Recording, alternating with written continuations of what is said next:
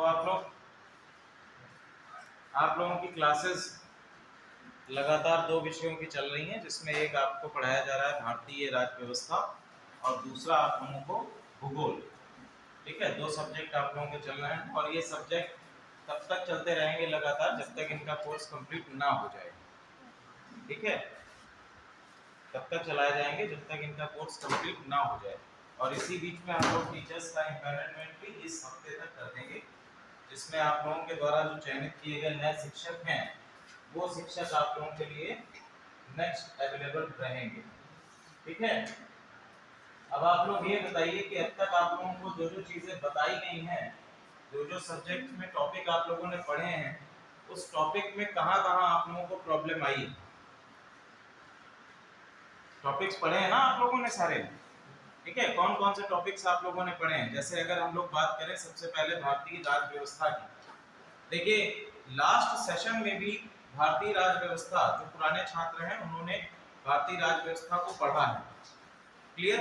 अब एक और सेशन आया, उसमें भी हम लोगों ने, क्योंकि यहाँ पर कुछ छात्र ऐसे बैठे हैं जो तीसरी बार जिन्होंने एडमिशन लिया है, तो तीसरी बार आप लोगों ने फिर से राज्य व्यवस्था को पढ़ा है। ठीक है, तो बताइए कहाँ कहाँ पे, जैसे हम लोग पहला टॉपिक अगर ले लें भारतीय राज्य व्यवस्था का, ठीक है, तो पहला टॉपिक आप लोगों ने कौन सा पढ़ा होगा? बताओ भाई। सबसे पहला टॉपिक आप लोगों ने पढ़ा होगा संविधान की प्रस्तावना। ठीक है, तो संविधान की प्रस्तावना के विषय में अगर हम लोग पूछें कि क्या क्या आप लोगों ने अब तक समझा है, देखिए सबसे बड़ी प्रॉब्लम जो आप लोगों की आती है, कई सारे बच्चों ने मुझसे शिकायत करी है कि सर लगातार एक ही सब्जेक्ट चलता है, तो इससे हम लोगों के आने वाले एग्जामिनेशन, जो आप लोगों का आरओ का एग्जामिनेशन आ रहा है और साथ ही साथ नेक्स्ट मंथ में आपका जो पीसीएस का एग्जामिनेशन शेड्यूल्ड है, तो उनकी ये प्रॉब्लम है कि एक ही सब्जेक्ट अगर चलता है तो उससे हमारी तैयारी नहीं हो पाती है। क्लियर? तो देखिए इसके लिए आप लोगों को अपने एग्जामिनेशन जो आ रहे हैं, बाकी सब्जेक्ट जो आप लोग पढ़ते हैं वो आप लोगों को स्वयं से ही पढ़ने पड़ेंगे। हम बीच बीच में एक आध सब्जेक्ट लगाएंगे जिसमें आप लोगों को, जैसे इकोनॉमी है, इकोनॉमिक्स में अभी टीचर्स का चूंकि एम्प्लॉयमेंट नहीं है तो इस वजह से इकोनॉमी की क्लासेस नहीं लग रही हैं। क्लियर? बाकी सब्जेक्ट की अगर हम बात करें तो उसकी भी क्लासेस आप लोग ले सकते हैं। 10 बजे से आप लोगों की लाइब्रेरी यहाँ ओपन हो जाती है, हम लोग आकर बैठ जाते हैं, आप लोग आइए और बुक्स ले लीजिए, जो भी सब्जेक्ट जिसमें आपको प्रॉब्लम आ रही है, तो यहाँ से आप लाइब्रेरी से बुक्स इशू करा लीजिए। बुक्स इशू कराने के बाद हम लोगों से आप उसको पूछिए, मैं तो बैठता ही हूँ, तो आप उस टॉपिक को पूछ सकते हैं कि सर ये बताइए, ये टॉपिक मुझे नहीं समझ में आ रहा है। सारी चीजें एग्जामिनेशन की आपको कोचिंग से भी, क्लासेस से नहीं मिल पाएंगी। आप चाहे कोई प्राइवेट कोचिंग भी ज्वाइन कर लीजिए, वहां पर भी आप लोगों को सभी चीजें इतने कम समय में नहीं मिल सकती। तो कुछ प्रयास आप लोगों, कुछ प्रयास हम कर रहे हैं और कुछ प्रयास आप लोगों को अपनी तरफ से भी करना पड़ेगा। क्लियर है? चलिए अब हम लोग बात करते हैं कि सबसे पहला टॉपिक आप लोगों ने पढ़ा प्रस्तावना। तो बताइए प्रस्तावना क्या होती है? सबसे पहले बताइए, क्या नाम है आपका? हम भूल गए। रेणु? हाँ बताओ रेणु भाई कि संविधान की प्रस्तावना क्या है? प्रस्तावना, या जिसको हम लोग कहते हैं प्रीएम्बल ऑफ द कॉन्स्टिट्यूशन। तो प्रस्तावना को अगर परिभाषित करना हो तो ये दो लाइनों में हम कैसे परिभाषित करेंगे?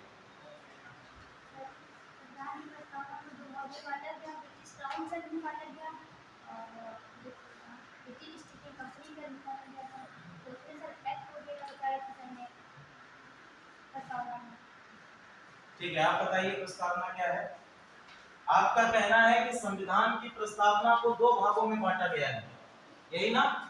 इधर इधर हमारी तरफ देखो, संविधान की प्रस्तावना को दो भागों में बांटा गया है। पहला कौन सा भाग है?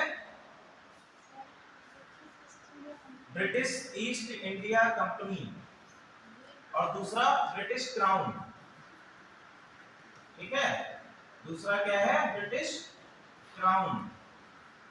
पहला आप लोगों ने कहा कि हमारा संविधान की प्रस्तावना दो भागों में बटी है, पहली ब्रिटिश ईस्ट इंडिया कंपनी, ठीक है, और दूसरा ब्रिटिश क्राउन। आप बताइए। मैं प्रस्तावना संविधान की कुंजी है। ठीक है, तो एक और हमारे पास आ गया तथ्य कि प्रस्तावना क्या है, संविधान की कुंजी है। मैम आप बताइए, भारतीय संविधान की प्रस्तावना, आप लोगों ने ये टॉपिक पढ़ा हुआ है? आप नहीं थी क्लास में, कोई बात नहीं, आपने, आपका छूट गया था, आप बताइए।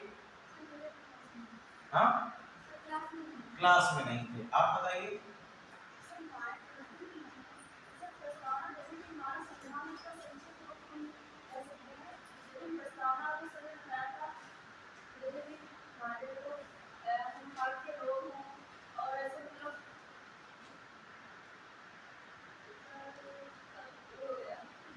चलिए कोई बात नहीं, आप मैम बताइए, आपकी छूट गई, आप बताइए।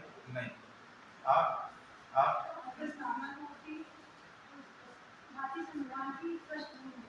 Very good.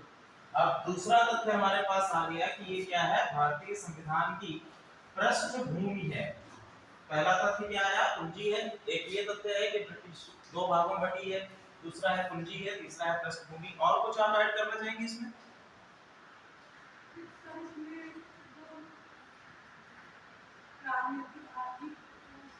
हाँ वेरी गुड, ठीक है। प्रस्तावना के अंतर्गत कुछ न्यायों की बात कही गई है, सही आप जा रही हैं कि कुछ न्यायों की बात कही गई है, जिसमें कौन कौन से न्याय की बात कही गई है कि एक आपका क्या होगा, राजनीतिक न्याय, ठीक है, दूसरा आर्थिक न्याय, तीसरा सामाजिक, और कोई और है, ठीक है, कौन कौन से न्याय है आप बताइए। और हाँ आप बताओ बेटा। हाँ, क्लास नहीं की थी आपने, आपने भी नहीं की, आपने भी नहीं की होगी आपने। हाँ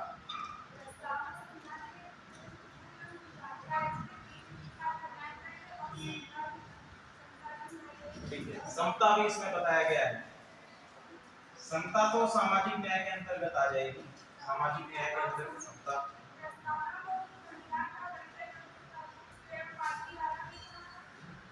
ठीक है, वेरी गुड। संविधान को, प्रस्तावना को क्या बताया गया, परिचय पत्र, identity card of the Indian constitution. Very good. दस्तावेज कहा है, कौन सा दस्तावेज, पवित्र दस्तावेज, ठीक है। एक और चीज आ गई कि संविधान की प्रस्तावना क्या है, एक पवित्र दस्तावेज है। ये भारतीय संविधान की आत्मा भी है। ये किसने कहा है, ये आत्मा का वर्ड किसने कहा है, जवाहरलाल नेहरू ने। जवाहरलाल नेहरू ने इसको आत्मा कहा है। पवित्र दस्तावेज किसने कहा है, बी आर अम्बेडकर ने। संविधान की आत्मा बी आर अम्बेडकर ने कहा है। बताइए, संविधान प्रस्तावना को संविधान की आत्मा बी आर अम्बेडकर ने कहा है या जे एल नेहरू ने कहा है? बी आर अम्बेडकर ने कहा है। इसलिए तथ्य बताया भैया,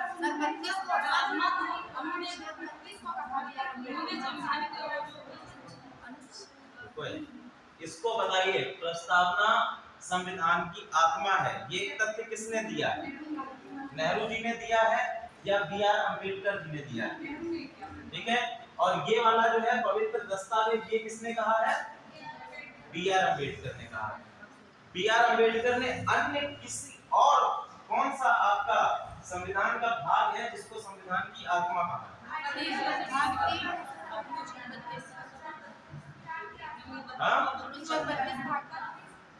कौन सा भाग है? भाग 3, जिसमें क्या आता है, हमारे मौलिक अधिकार। ठीक है, चलिए, प्रस्तावना के संबंध में इतनी सारी चीजें हो गई कि प्रस्तावना क्या है। रेणु, तुमने प्रस्तावना घर पे जाकर पढ़ी एक बार? क्लास में तो आप लोगों को पढ़ा दिया गया, लेकिन आप लोगों से एक और चीज निरंतर कही जाती है कि आप लोग जब तक घर पे जाकर इसका रिवीजन नहीं करेंगे तब तक आप लोगों को ये चीज नहीं समझ में आएगी। किसने तुमको ये बता दिया कि प्रस्तावना जो है 2 भागों में बटी है? हाँ, संवैधानिक विकास के चरण अलग है, उसका प्रस्तावना से कोई लेना देना नहीं है। प्रस्तावना से उसका कोई लेना देना नहीं है। जब पहली मीटिंग होती है संविधान को बनाने के लिए, सबसे पहली मीटिंग, तो नेहरू जी का एक भाषण होता है।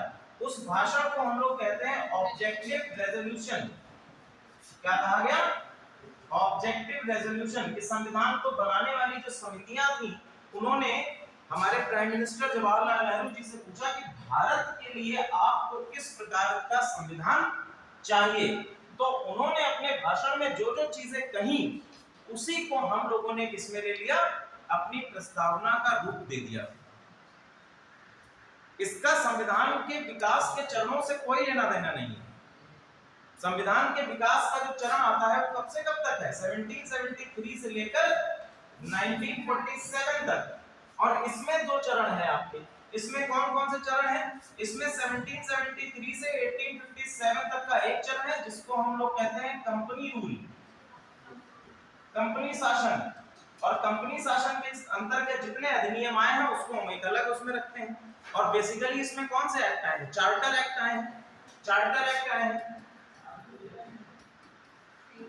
और यहां पर जब आ जाएंगे 1857 से 1947 के बीच में, तो इसको हम लोगों ने कह दिया कि ये क्राउन रूल है, क्राउन शासन। और इसके अंतर्गत हम लोगों को देखने को मिलते हैं गवर्नमेंट ऑफ इंडिया एक्ट। इसमें क्या मिलते हैं? भारत शासन अधिनियम देखने को मिलते हैं। और यहाँ पर आपके चार्टर एक्ट मिलते हैं। हम लोगों को ये बताया गया था कि 1600 में जब ब्रिटिशर्स भारत में आए तो क्या लेकर आए? महारानी एलिजाबेथ से एक चार्टर लेके आए। ये चार्टर क्या कहा जाता है? इस चार्टर को कहा जाता है आज्ञा पत्र। क्या कहा गया? आज्ञा पत्र। और जितने आपके ये 1773 से 1857 के बीच में लॉज आएंगे, वही सब आपके क्या थे? उन आज्ञा पत्रों में अलग अलग प्रकार के संशोधन करके जारी कर दिए गए। ठीक है, तो सबसे पहले बताइए कि भैया 1773 में कौन सा चार्टर आया था? रेगुलेटिंग एक्ट आया। ठीक है, रेगुलेटिंग एक्ट। चलो यही से हम लोग पूछते हैं और चीजें। हाँ बताओ, रेगुलेटिंग एक्ट क्या था? सबसे पहले ये बताओ कि रेगुलेटिंग एक्ट लाया क्यों गया? व्हाई? बताइए। ठीक है, तो क्या कंपनी पर नियंत्रण, कंपनी पर नियंत्रण क्यों चाहिए था? बताइए।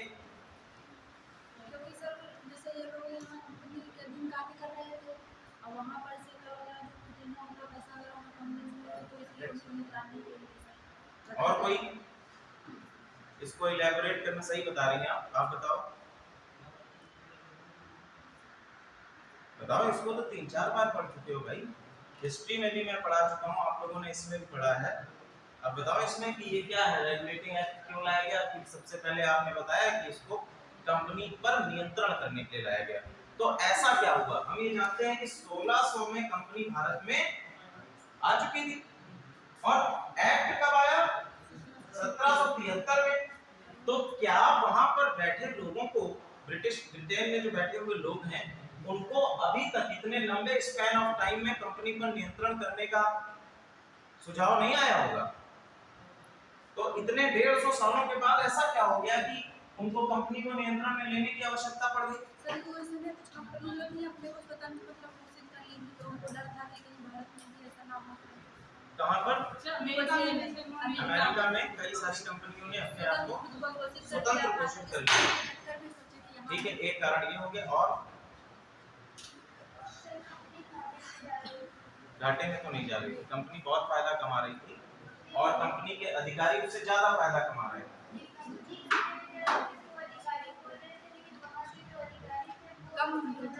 मनीष बताओ जरा।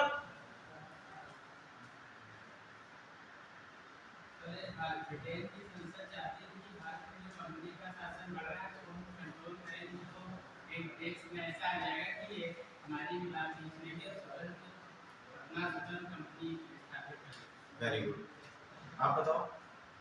सर यहाँ पे इंडियंस के इनको इसमें चीज़ें सामने और जो इसके लिए कंपनी को अपना बहुत ज़्यादा प्रचार करेंगे, तो अपना ही प्रोडक्ट स्थापित करना चाहिए कि कोर्ट में कर देंगे। चलिए अब हम लोग आते हैं तथ्यात्मक रूप में जब आप लोगों को इसमें बताना होता है तो इससे थोड़ा सा पहले चलते हैं, 1773 से थोड़ा सा पहले चलते हैं। ठीक है, आप लोगों ने दो बैटल सुने होंगे, एक बैटल ऑफ प्लासी, ठीक है, एक आपने सुना होगा प्लासी का युद्ध, और दूसरा आपने सुना होगा बक्सर का युद्ध।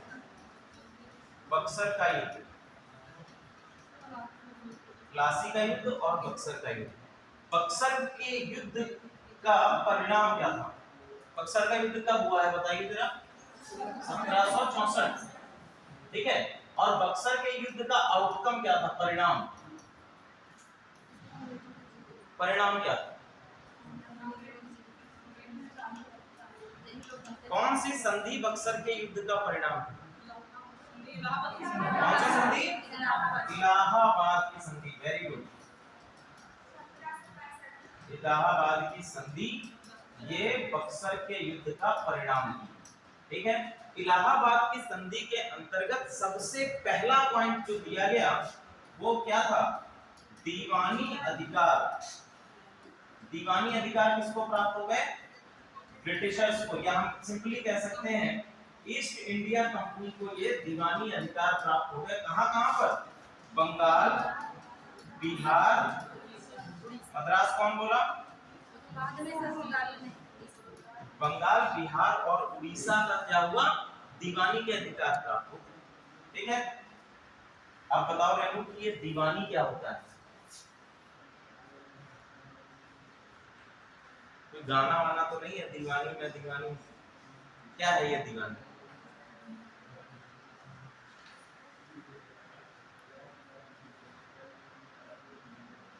आप बताइए ये दीवानी अधिकार जो है ये क्या है? हमने कहा कि ईस्ट इंडिया कंपनी को दीवानी अधिकार दे दिया गया। राजकिशोर आदिम जी जरा बताइए, इस पर प्रकाश डालिए कि दीवानी अधिकार क्या है जो इलाहाबाद की संधि में अंग्रेजों को दे दिया गया, या कह सकते हैं ईस्ट इंडिया कंपनी को दिया गया। कानूनी अधिकार। किस चीज का कानूनी अधिकार? किसके लिए? जिससे पूछा जाए भाई बताइए, सबको पता है, आप बताओ। हाँ, कर के क्षेत्र में, ठीक है। तो दीवानी बेसिकली रिलेटेड है किससे? राजस्व वसूली से। किससे रिलेटेड है? राजस्व वसूली से। अभी तक हम लोग राजस्व वसूली के जो भी नियम पढ़ते आए थे, जैसे हम लोगों ने पुराने समय से पढ़ा है, एंशिएंट इंडियन हिस्ट्री से लेकर आप लोग पढ़ेंगे नीचे तक, तो आप लोग राजस्व वसूली के कुछ पर्टिकुलर नियम देखते आएंगे, जिसमें आप लोग देखेंगे इक्तादारी व्यवस्था देखेंगे, इजारेदारी व्यवस्था देखेंगे, सूबेदारी देखेंगे, ठीक है, जमींदारी व्यवस्था आपको मिलेगी, रैयतवाड़ी व्यवस्था मिलेगी। तो कई सारी व्यवस्थाएं आपको राजस्व वसूली की भारतीय इतिहास में मिलती हैं, ठीक है। अब यहाँ पर ये सभी व्यवस्थाओं को खत्म करके एक सिंपल व्यवस्था लाई जाएगी, ठीक है। आगे वो आएगा खैर, लेकिन बंगाल, बिहार और उड़ीसा के क्षेत्र में अब राजस्व वसूली का अधिकार किसका है? East India company. यानी जितना भी राजस्व आएगा, जितना भी टैक्स कलेक्शन आएगा, वो केवल और केवल किसके पास आएगा? ईस्ट इंडिया कंपनी के पास आएगा। दूसरी चीज, राजस्व वसूली के अपने नियम ये इन क्षेत्रों में स्वयं बना सकते हैं। इसीलिए आप आगे चलकर देखेंगे कि यहाँ पर रैयतवाड़ी व्यवस्था आती है, ठीक है, रैयतवाड़ी व्यवस्था आती है। रैयतवाड़ी व्यवस्था के बाद आप लोग एक और व्यवस्था देखेंगे, महलवाड़ी व्यवस्था देखेंगे, और महलवाड़ी व्यवस्था के बाद आप लोग देखेंगे स्थायी बंदोबस्त। ये आगे चल के आएगी, खैर ये बहुत आगे की बात है, आगे चल के ये आता है स्थायी बंदोबस्त, रैयतवाड़ी, महलवाड़ी, ठीक है। इतना हो गया। अब देखिए भारतीय क्षेत्र में जो व्यापार होता था, यहाँ बंगाल के क्षेत्र और उड़ीसा के क्षेत्र में जो बेसिकली व्यापार हो रहा है वो कहां से हो रहा है? समुद्री मार्ग से हो रहा है।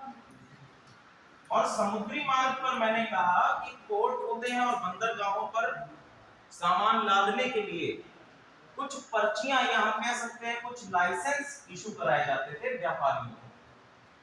तो जब ये सारे अधिकार ईस्ट इंडिया कंपनी के पास आ गए, तो ईस्ट इंडिया कंपनी के अधिकारी इतने भ्रष्ट थे कि वो व्यापारियों को बढ़े हुए दामों में उन लाइसेंस को इशू कर देते थे। जिसका सीधा सीधा घाटा कंपनी को होता था। कंपनी के अधिकारी तो धन उनसे ले लेते थे, रिश्वत ले लेते थे, लेकिन उसका जो ईस्ट इंडिया कंपनी को मुनाफा दिखाना चाहिए था वो मुनाफा वो नहीं दिखाते थे। कि कंपनी जारी कर रही है लाइसेंस 10 रुपए का, समझ रहे हैं, कंपनी कितने का जारी कर रही है 10 रुपए का, और यहाँ के अधिकारी उस लाइसेंस को कितने में बेच रहे हैं 100 रुपए का। तो बीच का जो 90 रुपए है वो अधिकारी रिश्वतखोरी कर रहे हैं। इसी प्रकार से रेवेन्यू कलेक्शन अधिकारियों के द्वारा गलत रूप में किया जाने लगा, और इसी का प्रभाव हुआ कि 1773 में इन सारी चीजों को, इन सभी गतिविधियों को रोकने के लिए रेगुलेटिंग एक्ट लाया गया। ठीक है, समझ में आया? तो इसको कहते हैं, और इसी के बीच में जितने एक्ट आप लोगों ने पढ़े वो सारे संवैधानिक विकास का भाग है। क्लियर है? सबसे पहले सुप्रीम कोर्ट की स्थापना किस एक्ट के माध्यम से की गई? कहां पर की गई? क्या व्यवस्था इसमें की गई? इसमें कितने जजेस थे? 3 जजेस थे। ठीक है, इसमें कोई चीफ जज भी था? सबसे पहले संघ लोक सेवा आयोग की, लोक सेवा आयोग या हम कह सकते हैं सिविल सर्विसेज के लिए प्रावधान किस एक्ट के अंतर्गत लाया गया? भारत में नहीं, सॉरी, परीक्षा बाहर रखी गई थी उसकी। ठीक है, लंदन में परीक्षा देकर या सिविल सर्विसेज में भारतीयों के लिए जो स्थान डाला गया वो किस अधिनियम के द्वारा डाला गया? ऑप्शन आप लोग ले लीजिए। 1813 का अधिनियम, दूसरा है 1833 का अधिनियम, तीसरा है आपका 1853 का अधिनियम, और चौथा है आपका 1858 का अधिनियम। बताइए इसमें कौन सा ऐसा अधिनियम है जिसके द्वारा भारतीयों को सिविल सेवा परीक्षा में शामिल होने का अधिकार दिया गया?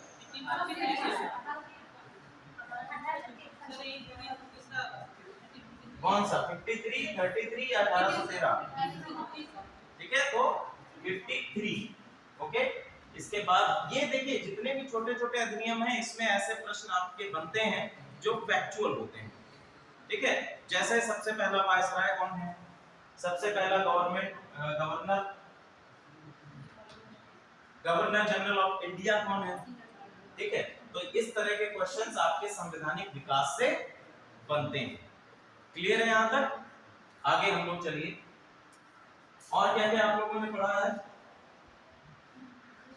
अब देखिए इसीलिए मैं कहता हूं कि जो भी आप लोगों को पढ़ाया जाए उसका आप लोग घर पे जाके रिवीजन अवश्य कीजिए। अगर आप लोग रिवीजन नहीं करेंगे तो उस चीज को आप कभी भी आत्मसात नहीं कर पाएंगे, उस चीज को कभी भी आप याद नहीं रख पाएंगे। और जो बच्चे ऐसे हैं जिनकी क्लासेस छूट जाती हैं, जैसे बहुत सारे लोगों ने ऐसा कहा कि ये क्लास मेरी छूट गई थी, तो आप लोग उस क्लास से संबंध में, जैसे आप लोगों को जो टॉपिक पढ़ाया जा रहा है क्लास में, तो जाहिर सी बात है कि आप उसके पीछे का छोड़ चुके हैं, तो उसको अपने टीचर से बोलिए कि सर ये टॉपिक मुझे समझा दीजिए। क्लास के बाद टीचर आपको बैठ के समझाएगा, उसकी गारंटी मैं लेता हूँ, लेकिन आप लोगों को स्वयं कहना पड़ेगा कि सर मैंने ये क्लास नहीं की है, इसको संक्षेप में ही आप समझा दीजिए। और उस चीज को आप खुद से भी प्रयास करिए कि जो मेरा छूट चुका है उसको मैं घर से पढ़ के आऊं। ये भी तो आप ही का दायित्व है कि जो मेरा छूटा हुआ पोर्शन है उसको मुझे कवर करना है। लास्ट टाइम जब मैं आप लोगों से क्लास ली थी मैंने, तो मैंने आप लोगों को बताया था कि सभी लोग एक अपनी एग्जामिनेशन के लिए स्ट्रेटजी बना लीजिए और साथ ही साथ अपना टाइम टेबल बना लीजिए। कितने बच्चे ऐसे हैं जिन्होंने टाइम टेबल बनाया है?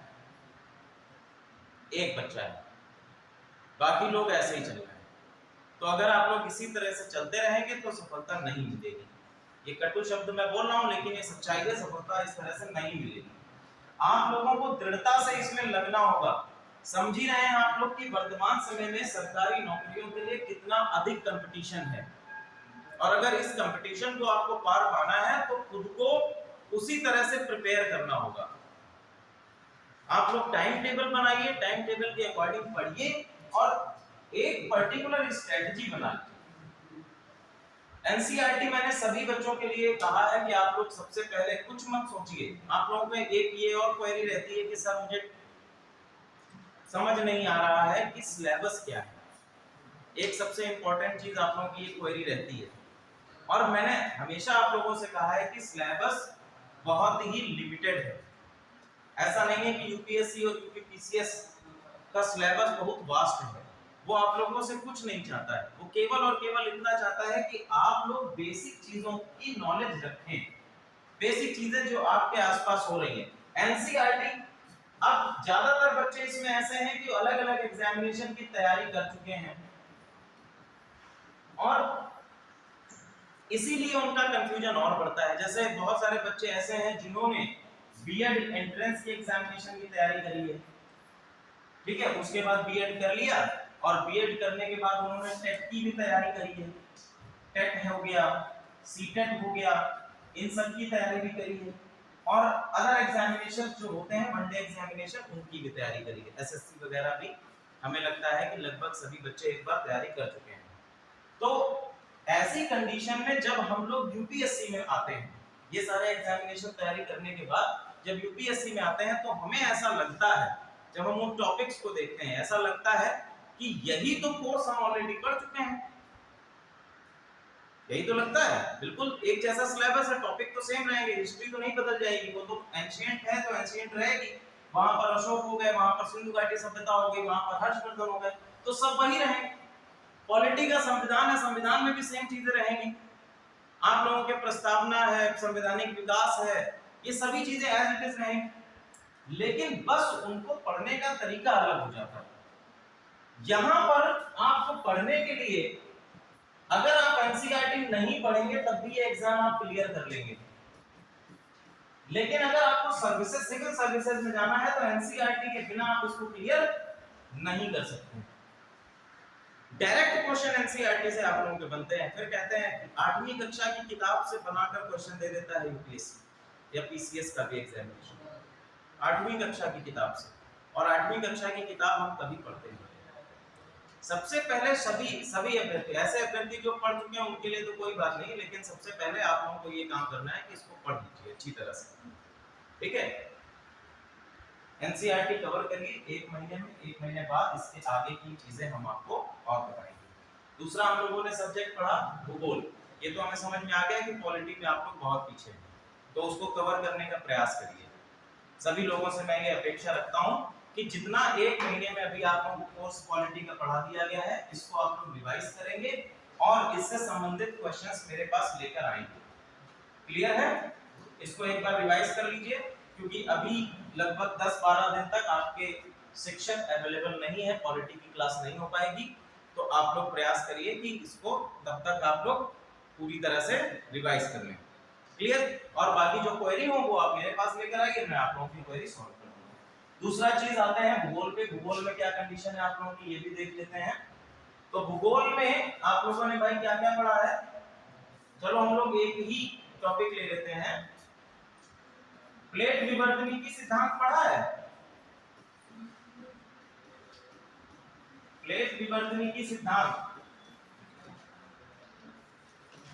बताओ भैया, हाँ या ना बोलो। नहीं पढ़ा है तो ना बोलो, पढ़ा तो होगा ही। भूकंप जब पढ़ा है तो भूकंप में ये तो पढ़ा ही होगा, प्लेट विवर्तनी की सिद्धांत। इस बार नहीं पढ़ाया गया अभी तक, ये उसमें तो मैंने डाला था टाइम टेबल में।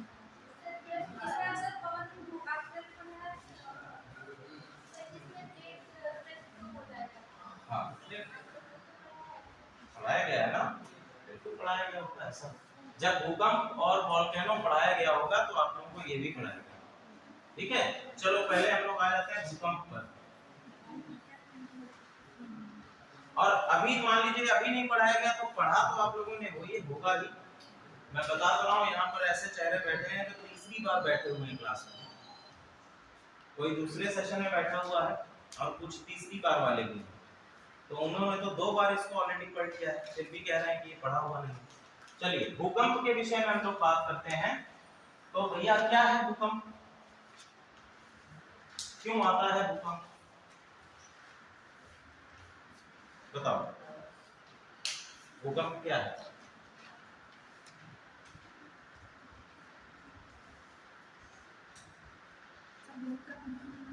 हाँ? भूमि का कंपन करना, ठीक है, वेरी गुड। भूमि का कंपन करना एक भूकंप है, सिंपल है। ठीक है, अब ये बताइए कि भूकंप के आने के कारण क्या है? ज्वालामुखी। प्लेट्स वगैरह रखते हैं। ज्वालामुखी भूकंप के आने का कारण कैसे हो सकता है?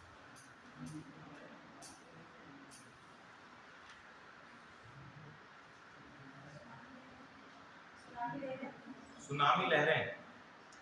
सुनामी लहरें भूकंप के कारण उत्पन्न होती हैं। महासागरों में जब भूकंप आता है तो उसके कारण सुनामी लहरें उत्पन्न होती हैं। जब ज्वालामुखी फटता है तब भी भूकंप आता है। ठीक है, ज्वालामुखी के फटने के कारण भी भूकंप उत्पन्न होता है। तो भूकंप या दूसरा जो हमारा एक कारक आता है ज्वालामुखी, इन दोनों का जो हमें इन दोनों घटनाओं के होने का जो कारण होता है वो आप लोगों को मिलेगा प्लेट विवर्तनिकी सिद्धांत में। तो बेसिकली प्लेट विवर्तनिकी सिद्धांत के अंतर्गत कहा गया है, हम ऊपर ऊपर आप लोगों को बताया दे रहे हैं, आप लोग उसको समझ लीजिए क्योंकि सर ने आप लोगों को बताया भी होगा। ठीक है, प्लेट विवर्तनिकी सिद्धांत में कहा गया है कि there are two types of plates. ठीक है, प्लेट कितने तरीके की होती हैं? दो तरीके की होती हैं, जो हमारे पृथ्वी के बाहरी परपटी को बनाती हैं। ठीक है, कौन कौन से होती हैं? पहले आपकी होती हैं महासागरीय और दूसरी आपकी होती हैं महाद्वीपीय। महासागरीय चट्टानें और महाद्वीपीय प्लेटें। अब ये बताइए कि इन दोनों में से हल्की कौन सी होती है और भारी कौन सी? महासागरीय और महाद्वीपीय प्लेटों में कौन सी प्लेट भारी होती है, कौन सी हल्की होती है? हल्की कौन सी होती है? महाद्वीपीय। महासागरीय हल्की होती है और महाद्वीपीय प्लेट भारी होती है। ठीक है, महासागरीय प्लेट हल्की होती है, महाद्वीपीय प्लेट भारी होती है। क्लियर? चलिए, अब ये जो प्लेट्स हैं ये पृथ्वी के ऊपर है और इन प्लेटों का निरंतर क्या होता है? मूवमेंट होता है। उसके लिए कुछ रिस्पॉन्सिबल फोर्सेस भी हैं। कुछ साइंटिस्टों ने, जो आपके भूवैज्ञानिक हैं, तो उन्होंने कुछ ऐसे तथ्य दिए कि उन्होंने कहा कि भैया ये जो गुरुत्वाकर्षण है, क्या है? चंद्रमा का गुरुत्वाकर्षण। तो चंद्रमा की गुरुत्वाकर्षण के कारण ये प्लेटें मूव होती हैं और इसी के लिए उन्होंने कहा कि इन्हीं मूवमेंट के कारण सबसे पहले क्या हुआ करता था? एक द्वीप हुआ करता था जिसका नाम क्या है? पैंजिया। और दूसरा क्या कहा गया? पैंथालासा, जो वर्तमान समय में हमारा प्रशांत महासागर के नाम से जाना जाता है। पैंथालासा, उन्होंने कहा कि यही वर्तमान समय का प्रशांत महासागर है। और पैंजिया द्वीप हुआ करता था, उसी द्वीप से बढ़कर अलग अलग द्वीप समूह बने। तो एक कारण इसमें दिया जाता है कि चंद्रमा की गुरुत्वाकर्षण, और दूसरा चंद्रमा का गुरुत्वाकर्षण के साथ साथ जब पृथ्वी घूर्णन करती है तो पृथ्वी के घूर्णन के कारण एक सूडो फोर्स उत्पन्न होता है। आप लोगों ने सेंट्रीपिटल फोर्स पढ़ा है? सेंट्रीपिटल फोर्स इंग्लिश में क्या कहते हैं, हिंदी में क्या कहते हैं इसको? अपकेंद्रण, अपकेंद्रीय बल। ठीक है, तो सेंट्रीपिटल फोर्स एक होता है, यानी जब आप किसी भी पत्थर को एक धागे में बांधकर इस तरह से नचाते हैं तो जो धागे पे बल लगेगा अंदर की तरफ, वही क्या कहलाएगा? सेंट्रीपिटल फोर्स कहलाएगा। अब जब एक बल लग रहा है, अब एक आपने और थ्योरी सुनी होगी कि इसको जब हम लोग घुमाते हैं चारों तरफ स्ट्रिंग से रिलेट करके, तो ये अंदर की तरफ क्यों नहीं आ जाता? क्योंकि हम लोगों ने कहा तो एक सूडो फोर्स यहाँ पर काम करता है जिसको हम लोग कहते हैं सेंट्रीफ्यूगल फोर्स। सेंट्रीफ्यूगल फोर्स क्या होता है? Centrifugal force. और यही क्या होता है? आपको इस पत्थर को बैलेंस रखता है, इस पत्थर को स्थिर रखता है, इस पत्थर को बैलेंस रखता है, सेंट्रीफ्यूगल फोर्स। ये फोर्स जो होता है ये किसी ऑब्जेक्ट पे नहीं, यहाँ पर तो स्ट्रिंग है तो इस पे लग रहा है, ये किसी ऑब्जेक्ट पे नहीं लगता, इसलिए इसको सूडो फोर्स बोलते हैं। ठीक है, सूडो फोर्स बोलते हैं। सूडो का मतलब होता है कि छल, धोखा कह सकते हैं। ठीक है, तो इस प्रकार का ये बल होता है। सेम जो है पृथ्वी के घूर्णन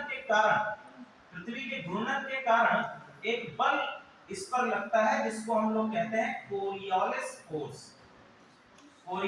फोर्स, या हिंदी में भी इसको कोरियालिस बल ही कहते हैं। ये पृथ्वी के घूर्णन के कारण लगता है। ये क्या है? पृथ्वी के घूर्णन के कारण ये बल लगता है। पृथ्वी पर जितने भी हम लोग बैठे हैं तो हम पर भी पृथ्वी के घूर्णन के कारण एक कोरियालिस बल काम कर रहा है। ठीक है, जितनी भी वस्तुएं, जितनी भी प्लेटें हैं, सभी पर कोरियालिस बल काम करता है। क्लियर है? तो एक तो कारण ये दिया गया। दूसरा कारण वैज्ञानिकों ने दिया, एक थ्योरी आपकी है अभी, अब दूसरी थ्योरी पे आते हैं। दूसरी थ्योरी इन्होंने दी सहसंवहनीय धाराएं। सहसंवहनीय धाराएं ये क्या होती हैं? सहसंवहनीय धाराएं क्या होती हैं? पढ़ा है ना इसको? क्यों? ये पढ़ा है ना टेक्टोनिक प्लेट थ्योरी में, सहसंवहनीय धाराएं नहीं पढ़ा? बताओ, आप बताओ, पढ़ाया गया था क्लास में?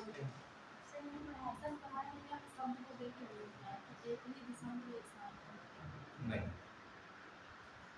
चलो, और चलो, ये पढ़ाया नहीं गया तो इसको पूछने का कोई मतलब नहीं, या बता देते हैं इसको। तो सहसंवहनीय धाराएं जो है,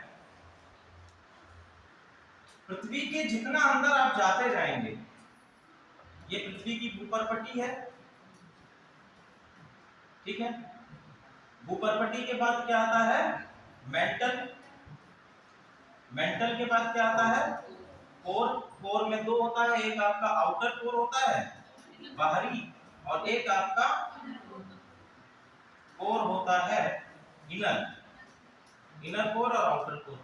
अब ये बताइए, पृथ्वी के जितना हम लोग केंद्र में जाते जाएंगे, तापमान क्या होगा? बढ़ेगा या घटेगा? बढ़ेगा। ठीक है, तापमान क्या होता है? इंक्रीज करता है, तापमान बढ़ता है।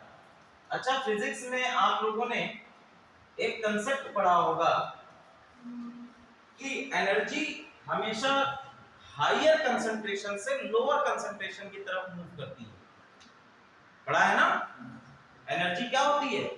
हायर कंसंट्रेशन से लोअर कंसंट्रेशन की तरफ मूव करती है। या हम उस एनर्जी की फॉर्म में ना कहें तो हम सीधे कहते हैं ऊष्मा।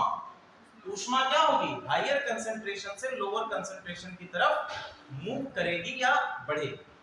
ठीक है, तो जैसे मान लीजिए कि आपने एक लोहे की रॉड ले ली और लोहे की रॉड को आग में एक सिरा आपने रख दिया, कुछ देर बाद क्या होगा? जो सिरा आपके हाथ में है वो भी क्या होगा? गर्म हो जाएगा। तो ये ऐसा क्यों हुआ? ऐसा इसलिए हुआ क्योंकि उसमें जो कण है उन्होंने उस ऊष्मा को एब्जॉर्ब कर लिया, और जिधर ठंडा था उसको भी गर्म कर दिया। तो हायर कंसंट्रेशन से लोअर कंसंट्रेशन की तरफ मूवमेंट हुआ। ऐसे मूवमेंट, एनर्जी का मूवमेंट जब इस प्रकार से होता है तो इसको हम लोग क्या कहते हैं?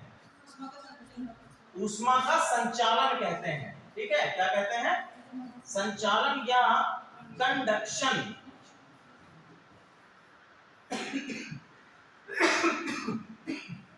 और कंडक्शन के लिए हम लोगों को ऐसे मटेरियल की आवश्यकता पड़ती है जो कि कंडक्टर हो, जो कि क्या हो? संचालक हो। संचालक नहीं, सॉरी, सुचालक हो। तो एक तो ये आपका हो गया, जब हम लोग इस पे आएंगे तभी आप लोगों को पता चलेगा। एक आ गया कंडक्शन। कंडक्शन का मतलब अगर क्लास में हम लोग देना चाहें तो जैसे एक शीट अगर हमको फॉरवर्ड करनी है तो हमने इनको दी, इन्होंने उनको दी, उन्होंने उनको दी, तो इस तरह से पीछे तक वो शीट पहुंच गई। ये हो गया कंडक्शन। यानी कि जब किसी भी धातु के जो परमाणु होते हैं वो ऊर्जा को एक परमाणु से दूसरी परमाणु में ट्रांसफर करते चले जाएं तो हो गया कंडक्शन। दूसरा आपका कहलाता है कन्वेक्शन। क्या कहलाता है? कन्वेक्शन, या जिसको हम लोग कहते हैं संवहन। कन्वेक्शन, संवहन। ठीक है, और संवहन में ऊर्जा का ट्रांसफर किस प्रकार से होता है कि हमने यहाँ पर एक मॉलिक्यूल में या एक आपके कोई कण है उसमें सारी ऊर्जा को भर दिया, और उस ऊर्जा को, इसमें करंट्स कहती हैं। जब संवहन होता है तो तो करंट बहती है और वही करंट जो है ऊर्जा को लेकर प्रवाहित होती है। तो पृथ्वी के भीतर जो आपकी ऊष्मा है या ऊर्जा है वो इन्हीं करंट्स या धाराओं के द्वारा ऊष्मा को या एनर्जी को ऊपर लेकर आती है। समझ रहे हैं क्या करती हैं? ऊपर लेकर आती हैं। क्या होगा ये?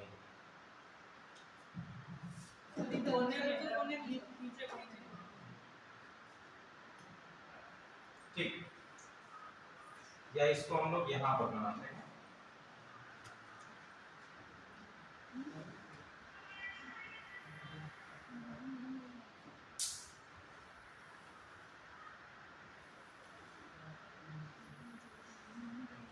ये आपका हो गया भूपर्पटी,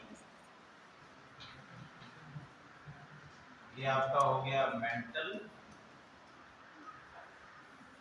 यहाँ पर आपका तापमान जो है करीब 3300 डिग्री सेल्सियस के आसपास होता है। यहाँ पर आप जाएंगे तो यहाँ पर आपका तापमान जो है लगभग 0 से लेकर सबसे ऊपर यहाँ पर 0 से लेकर आपका 50 या 100 तक चला जाता है इसमें भूपर्पटी में। और यहाँ पर आप जाएंगे तो 100 से लेकर 400 तक, फिर आगे जाएंगे तो 400 से लेकर लगभग 1700 तक, और 1700 से ऊपर का तापमान आपको केंद्र में मिलता है। ठीक है, और बाकी यार अन्य चीजें भी हैं, तो इसमें सियाल है, सीमा है, ये भी आप लोगों ने पढ़ा होगा। अंदर यहाँ पर आपको मैग्नीशियम और आयरन मिलता है केंद्र में। ठीक है, ये पढ़ा है ना आप लोगों ने। यहाँ पर जैसे मेंटल में आएंगे तो आपको सियाल मिलेगा। सियाल क्या कहा जाता है? सिलिकॉन और एल्यूमिनियम। और सीमा का मतलब सिलिकॉन और मैग्नीशियम। फिर अंदर चले जाएंगे तो निकिल मिलता है, सॉरी, निकिल और क्या कहते हैं, आयरन, फेरस। ठीक है, ये आपको मिलेगी। चलिए यहाँ पर हम लोग देखो बात करते हैं, तो हम लोग बात कर रहे थे संवहनीय धाराओं को। मैंने कहा कि टेम्परेचर ज्यादा है तो टेम्परेचर हायर यहाँ पे ज्यादा है, यहाँ पे लोअर, तो क्या करेगा? ऊपर की तरफ धाराएं बहना शुरू होंगी। ठीक है, संवहनीय धाराएं, तो ये धाराएं ऊपर की तरफ आपकी जा रही हैं, और जैसे ही ये धाराएं भूपर्पटी से टकराती हैं, अब इतनी धाराएं चल रही हैं आपकी, तो भूपर्पटी से टकराएंगी, तो भूपर्पटी से जहां पर टकराती हैं वहां पर उत्पन्न हो जाता है क्रैक। समझ रहे हैं? जहां पर टकराएंगी वहां पर क्या उत्पन्न हो जाएगा? क्रैक उत्पन्न हो जाएगा। ठीक है, और इन्हीं संवहनीय धाराओं के भूपर्पटी से टकराने के कारण क्या आते हैं? भूकंप आते हैं। जब ये टकराती हैं तो क्या होगा? चट्टानें अलग अलग हो जाएंगी। समझे रहिएगा, चट्टानें अलग अलग हो जाएंगी, यानी कि आपका जो कॉन्टिनेंटल प्लेट है वो दो भागों में टूट गई।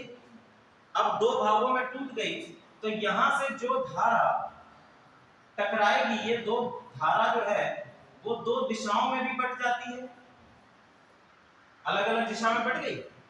अब अलग अलग दिशा में जब ये बटी तो ये वाली प्लेट जो है आपकी, इसको और बड़ा कर लेते हैं हम लोग। मान लीजिए कि एक धारा यहां से भी बह रही है,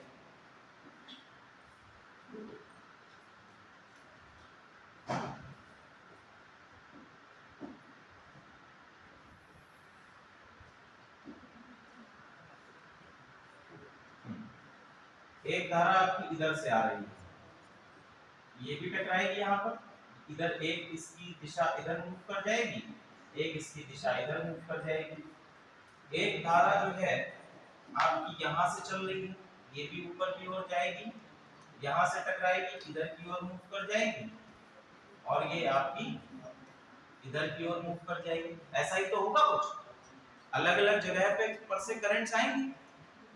तो देखिए, एक क्रैक यहाँ उत्पन्न होगा और एक क्रैक यहाँ उत्पन्न होगा, सॉरी, इसको समझने का प्रयास करिएगा, और एक आपका क्रैक उत्पन्न होगा यहाँ पर।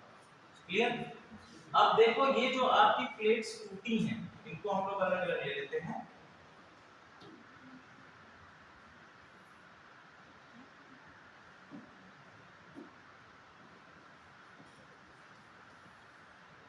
एक मान लीजिए ये प्लेट निकल के आ गई, एक प्लेट ये निकल के आ गई।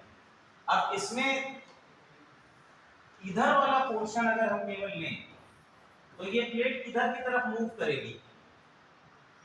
बताइए, ये जो प्लेट आपकी टूटेगी ये किधर की तरफ मूव करेगी?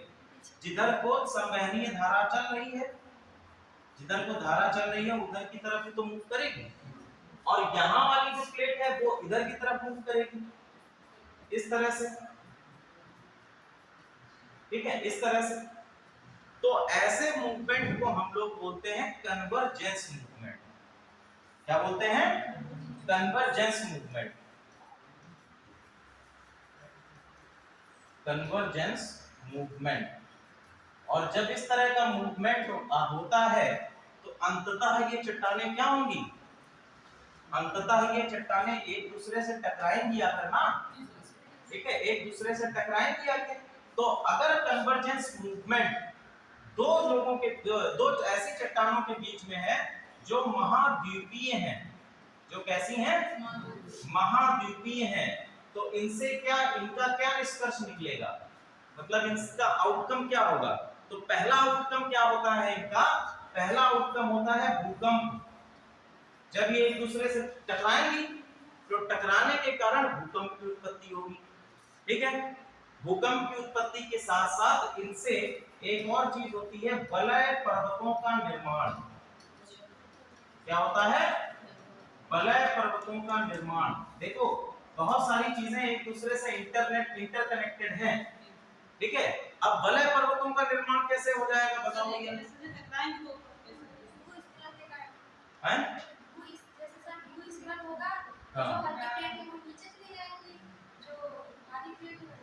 नहीं, तो इसमें वलय पर्वतों का निर्माण होता है बेसिकली इनके द्वारा किनारों पर इकट्ठा की गई गाद के कारण या सेडिमेंट्स के कारण। यस, हिमालय इसी तरह से निर्माण हुआ है। तो यहाँ पर हम ये बात जानते हैं कि ये महाद्वीपीय प्लेट है, तो नदियां तो कोई ना कोई बहती होगी या कोई ना कोई जलधारा बहती होगी, और जलधारा अपने साथ मिट्टी के कणों या मिट्टी के सेडिमेंट्स को लेकर आती है। तो सेडिमेंट्स क्या होंगे? यहाँ पर इन क्षेत्रों में आकर, यहाँ से इधर साइड में, यहाँ से इधर साइड में आकर क्या होंगे? डिपॉजिट होंगे। तो जब इस तरह से प्लेटें एक दूसरे के आपस में आती हैं, तो जैसे आप लोगों ने सैंडविच देखा है, तो सैंडविच दो ब्रेडों के बीच में अगर हम लोग सॉस डाल दें और फिर उसको दबाएं तो सॉस क्या होता है? किनारों से निकल आता है। तो सेम यहाँ पर होगा, जब ये महाद्वीपीय प्लेटें आएंगी तो इस तरह से क्या होगा? आपके वलय पर्वतों का निर्माण हो जाएगा। जितना सेडिमेंट नीचे चला जाएगा, जितना सेडिमेंट नीचे चला जाएगा वो किसका रूप ले लेगा? किसका रूप ले लेगा? लावा का रूप ले लेगा, ठीक है, इसका लावा का रूप ले लेगा। जो नीचे चला जाएगा तो नीचे टेम्परेचर ज्यादा होगा, लावा का रूप ले लेगा। इसीलिए हमारे जो वलय पर्वत है उनमें ज्वालामुखी भी पाया जाता है। दूसरा तो कन्वर्जेंस मूवमेंट समझ में आया कि प्लेटों का जब आपस में एक दूसरे की ओर जब बढ़ रही हैं तो ऐसे कन्वर्जेंस मूवमेंट। तो ये महाद्वीपीय का है। दूसरा हम लोग बात करते हैं कि और कौन सा मूवमेंट भैया? कन्वर्जेंस मूवमेंट में एक आपका प्लेट अगर ले ले महाद्वीपीय और दूसरी प्लेट हम लोग ले ले महासागरीय प्लेट, महासागरीय प्लेट ले लें, ऐसी कंडीशन में क्या होगा? तो हम लोगों ने अभी आप लोगों को बताया था कि महाद्वीपीय प्लेट भारी होती है और महासागरीय प्लेट हल्की होती है। तो ऐसी कंडीशन में जो हल्की प्लेट होगी वो भारी प्लेट के ऊपर चढ़ जाएगी, ठीक है, हल्की प्लेट नीचे आ जाएगी और भारी प्लेट ऊपर चढ़ जाएगी। तो सेम कंडीशन इनके साथ भी होती है। तो महाद्वीपीय प्लेट जो है महासागरीय प्लेट का सबडक्शन हो जाता है। महासागरीय प्लेट का क्या हो जाता है? सबडक्शन हो जाता है। और सबडक्शन हो जाने के कारण जो ये वाला हिस्सा है ये पृथ्वी के और नीचे चला जाता है और ये गर्म होकर किसका रूप ले लेता है? लावा का रूप ले लेता है। और अंत में जब फॉल्ट आता है, फॉल्ट का मतलब जब ज्यादा गर्म हो जाता है, प्रेशर ज्यादा मेंटेन हो जाता है, फॉल्ट क्रैक उत्पन्न होता है और इससे क्या होता है? ज्वालामुखी का निर्माण होता है। ज्वालामुखी का निर्माण होता है। अच्छा बताइए, विश्व में ज्वालामुखियों की जो हम लोग फायर बेल्ट बोलते हैं, सुना है आप लोगों ने? फायर बेल्ट कहाँ पर? हाँ, प्रशांत महासागर में। कहाँ पर? कौन से कॉन्टिनेंट के पास में? यहाँ पर मैप में देख बताओ। अरे ये तो मैंने पूरा डिस्कस कर दिया।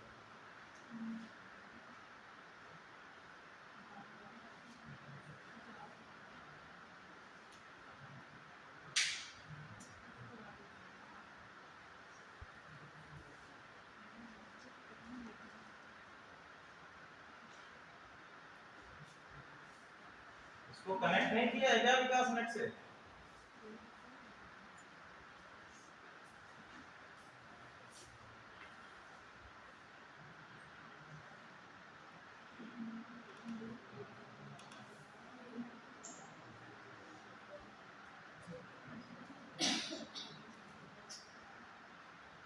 इसकी आप लोगों को आवश्यकता पड़ती है? ये जियो जो लगवाया गया है आप लोगों के लिए, इसकी आवश्यकता पड़ती है? अच्छा, 5G नहीं है फोनों में?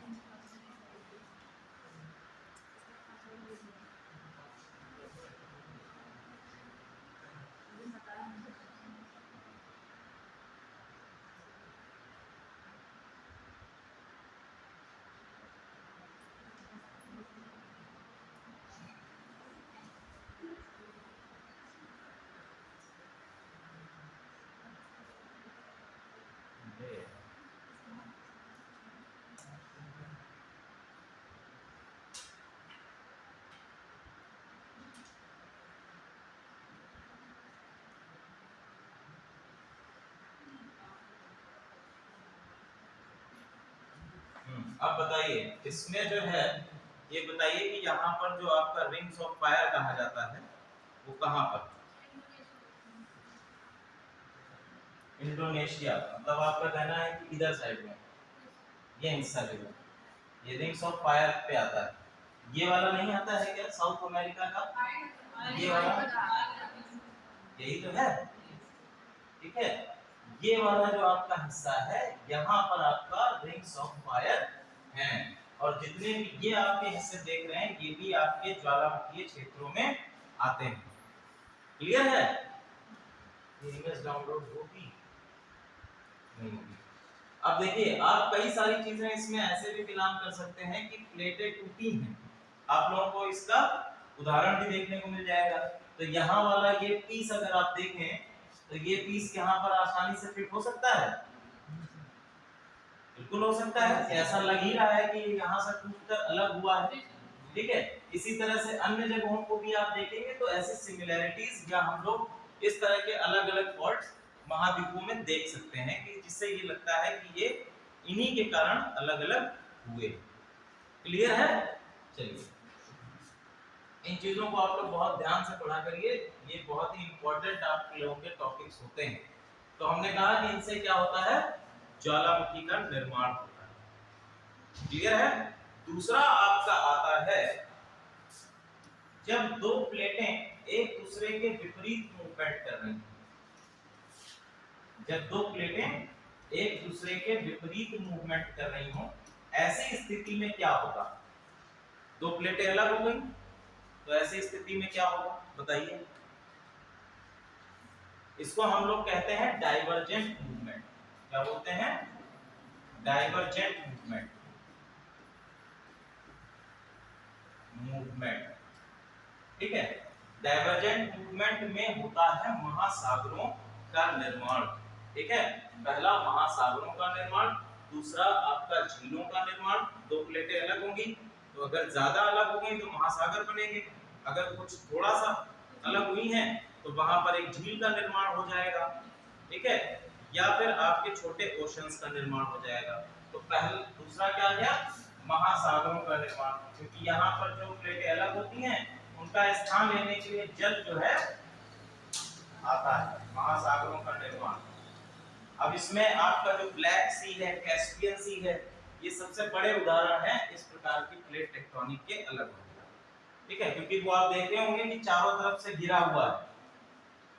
जो आप ब्लैक सी देखेंगे तो काला सागर जो है वो आपका कॉन्टिनेंटल प्लेटों से घिरा हुआ है।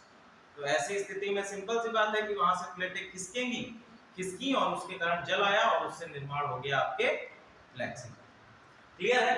डाइवर्जेंट मूवमेंट हो गया। दूसरा एक आपका होता है पैरेलल मूवमेंट, समानांतर पैरेलल मूवमेंट। समानांतर, जब दो प्लेटें एक दूसरे के समानांतर मूव कर रही हैं, ये भी इधर जा रही है और ये भी इधर जा रही है, तो ऐसे को हम लोग बोलते हैं समानांतर मूवमेंट। एक और होता है जब एक प्लेट इधर आती है और एक प्लेट इधर को जाती है, तो ऐसे को हम लोग बोलते हैं फ्रिक्शन मूवमेंट,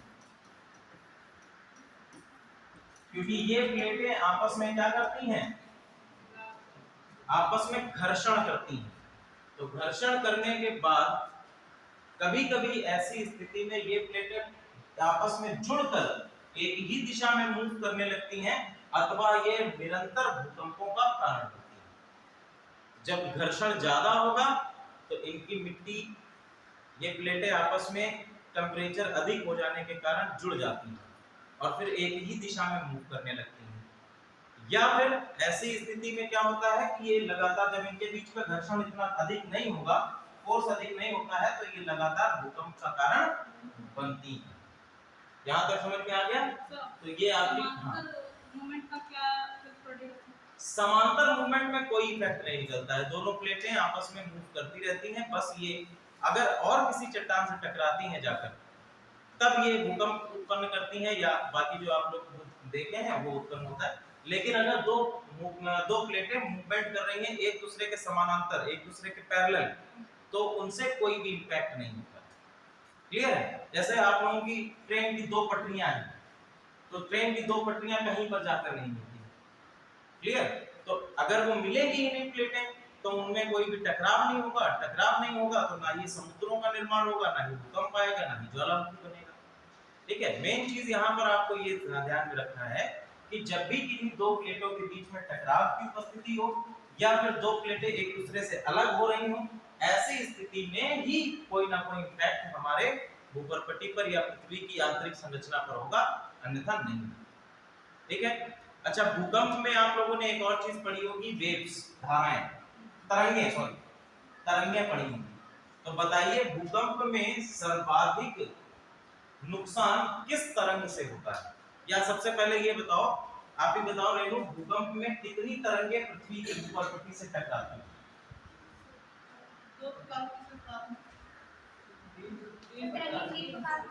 कौन कौन सी? हाँ, वेरी गुड। एक होती है प्राइमरी, दूसरी बताओ सेकेंडरी, तीसरा कौन सी होती है? आप बताओ। एल प्रकार की तरंगें, जिसको हम लोग कहते हैं लॉन्गिट्यूडिनल वेव्स। अब ये बताइए, इसमें सबसे अधिक नुकसान पृथ्वी पर किन तरंगों के कारण होता है? एल तरंगों के कारण। एल तरंगों के कारण सबसे अधिक नुकसान होता है। सबसे अधिक तीव्रता किस तरंग की होती है? पी तरंग की तीव्रता सबसे अधिक होती है। एस तरंग क्या करती है? इसकी तीव्रता सबसे कम होती है। पी से थोड़ा सा कम होती है। अच्छा, ये बताइए, आप लोगों ने कहा कि एल वेव्स जो होती हैं वो सबसे अधिक नुकसान पृथ्वी पर करती हैं, क्यों?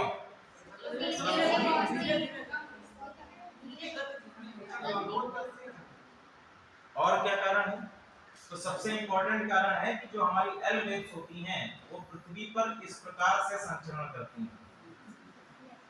तो इनके संचरण करने का तरीका होता है वो आपका ऑसिलेशंस में होता है। जैसे आप लोगों की इलेक्ट्रिसिटी ऑसिलेशन में चलती है, तो उसी तरह से ये इस तरह से चलती है, और इस तरह से चलेगी तो जाहिर सी बात है कि ये नुकसान सर्वाधिक है। और क्या क्या आप लोगों को पढ़ाया गया है ज्योग्राफी में? अभी रिसेंटली टॉपिक एक आप लोगों को पढ़ाया गया है, सैलिनिटी, लवणता। क्या होती है लवणता? बताइए, लवणता कैसे प्रभावित करती है और क्या क्या तत्व होते हैं लवणता के अंतर्गत, आप बताइए।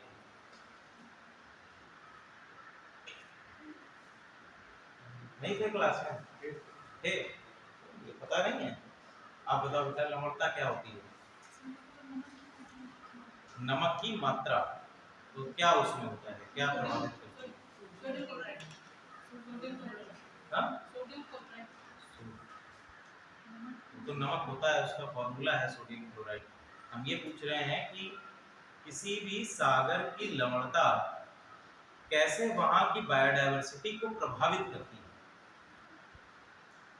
भाई लवणता तो सिंपल है कि हम लोग लवणता में बता दिया कि समुद्र में खारे पानी की समुद्र में नमक की मात्रा ही लवणता कहलाती है, सैलिनिटी कहलाती है। लेकिन इसके इम्पैक्ट क्या होंगे, क्वेश्चन तो तुमसे वहां से बनेगा ना। तरंगों का अवरोध तो नहीं, क्या तरंगों का अवरोध तो नहीं। नहीं, ये तो भूकंप वाले टॉपिक से हम लोग बाहर आ गए, तुम भी बाहर आ गए। ठीक है, ये हम लोग सिंपल बात कर रहे हैं कि लवणता जो हमारे इस महासागरों में खारापन पाया जाता है उसको हम लोग कहते हैं लवणता। ओशियनोग्राफी का टॉपिक है, अभी रिसेंटली ये टॉपिक आप लोगों को पढ़ाया गया। उस दिन मैं भी बैठा था तब आप लोगों को पढ़ाया जाता।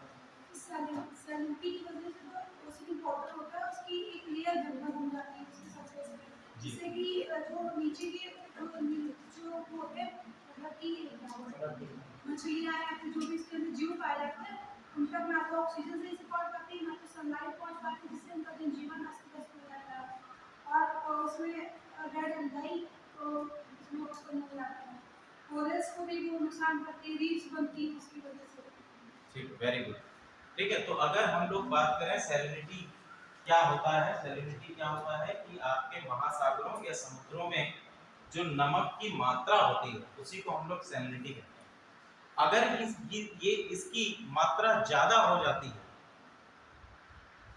तो सिंपल क्या करेगा, ये जो हमारी बायोडायवर्सिटी होगी, जो हमारी बायोडायवर्सिटी होगी या हम लोग कह सकते हैं कि जो हमारी जैव विविधता होगी उसको ये सर्वाधिक प्रभावित करेगा। जैसे हम लोग डेड सी के बारे में पढ़ते हैं, तो डेड सी क्या है, सबसे खारा है, और खारा होने के कारण क्या है उसमें किसी प्रकार का हम लोगों को जीव नहीं पाए जाते हैं या किसी प्रकार का जीवन नहीं पाया जाता है। सिंपल क्या होता है कि समुद्र के ऊपर ये लवण जो होते हैं ये एक प्रकार की लेयर का निर्माण कर देते हैं, एक परत का निर्माण कर देते हैं, और जिसके कारण सूर्य की किरणें नहीं पहुंच पाती हैं, और यहां पर इसके कारण बीओडी बीओडी बीओडी क्या होता है, बायो ऑक्सीजन डिमांड। ये किसी भी आपका रिवराइन सिस्टम जो है या हम कह सकते हैं जो ओशियानिक सिस्टम है उसमें एक प्रॉपर्टी होती है बायो ऑक्सीजन डिमांड, जो जल के भीतर ऑक्सीजन की डिमांड होती है किसी भी जीवन को सरवाइव करने के लिए।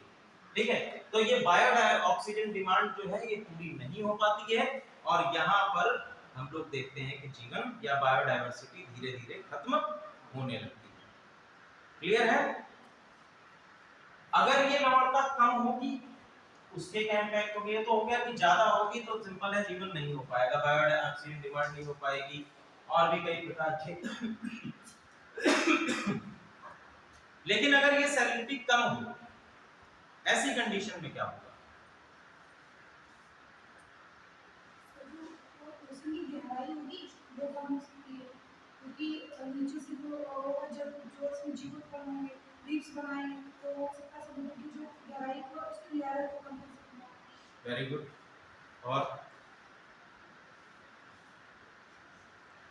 तो जल की जो डेंसिटी है वो भी क्या होगी बताइए।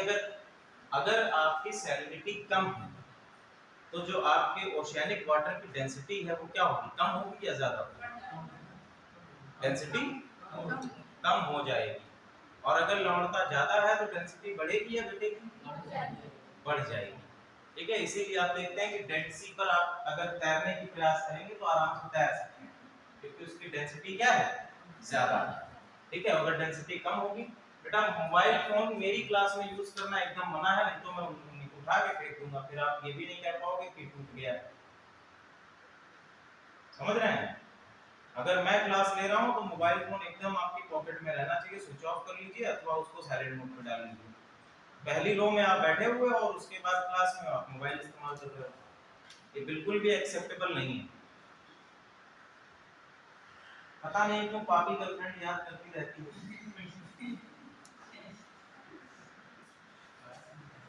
चलिए अब हम लोग अपने टॉपिक पर आते हैं, कुछ टॉपिक देख लेते हैं।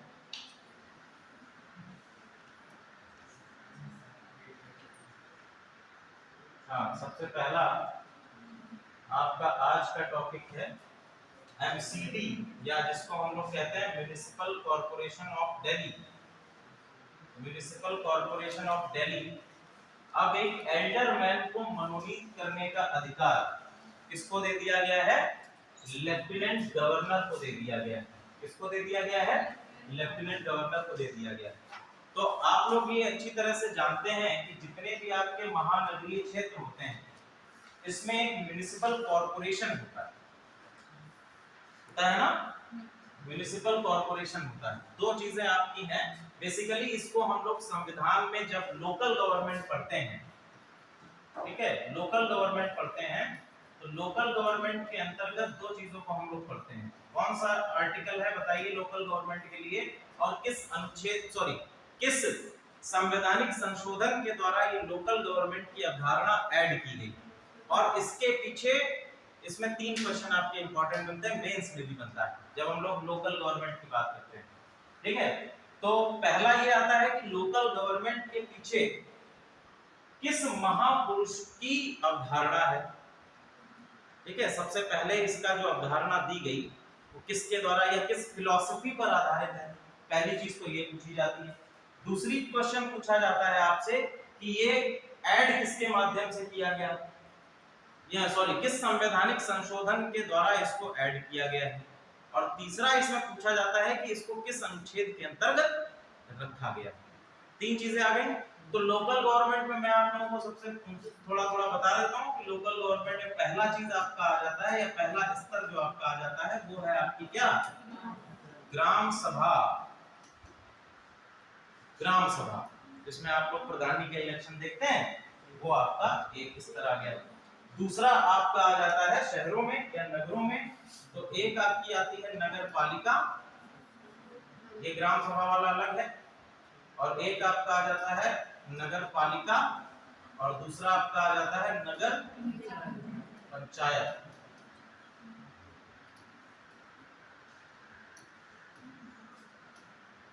नगर निगम आएगा, नगर पालिका और नगर निगम, ठीक है। तो एक को हम लोग कहते हैं म्युनिसिपल कॉर्पोरेशन और एक को हम लोग कहते हैं म्युनिसिपैलिटी। एक जगह पर आपका होता है चेयरमैन, नगर पालिका में क्या होता है? चेयरमैन बनाया जाता है, और नगर निगम में क्या बनाया जाता है? मेयर बनाया जाता है, या जिसको हम लोग महापौर बोलते हैं, और इसी में सभासदों की भी नियुक्ति की जाती है। तो अब क्वेश्चन जो मैंने आप लोगों से किए थे कि सबसे पहला ये बताइए कि ये जो लोकल गवर्नमेंट की अवधारणा है किसकी फिलॉसफी पर आधारित है, ठीक है। तो किसकी फिलॉसफी पर आधारित है? महात्मा गांधी जी की फिलॉसफी पर आधारित है। तो इन्होंने ही सबसे पहले क्या किया? लोकल गवर्नमेंट का बात कही कि आपकी लोकल गवर्नमेंट होनी चाहिए। अच्छा ये बताइए पहला म्युनिसिपल कॉर्पोरेशन किस शहर में स्थापित किया गया था?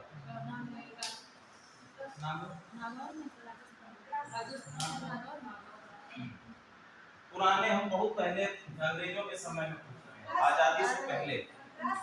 Very good. तो कौन सा था? मद्रास, ठीक है। पहला जो आपका म्युनिसिपल कॉर्पोरेशन है वो कहां पर स्थापित किया गया? मद्रास में स्थापित किया गया, ठीक है। दूसरा अच्छा आ जाइए, अब हम बात करते हैं कि किस संवैधानिक संशोधन के द्वारा इसको ऐड किया गया है। तो सबसे पहला जो आपका ग्राम सभा का है, इसको किस संवैधानिक संशोधन के द्वारा ऐड किया गया है? कितने?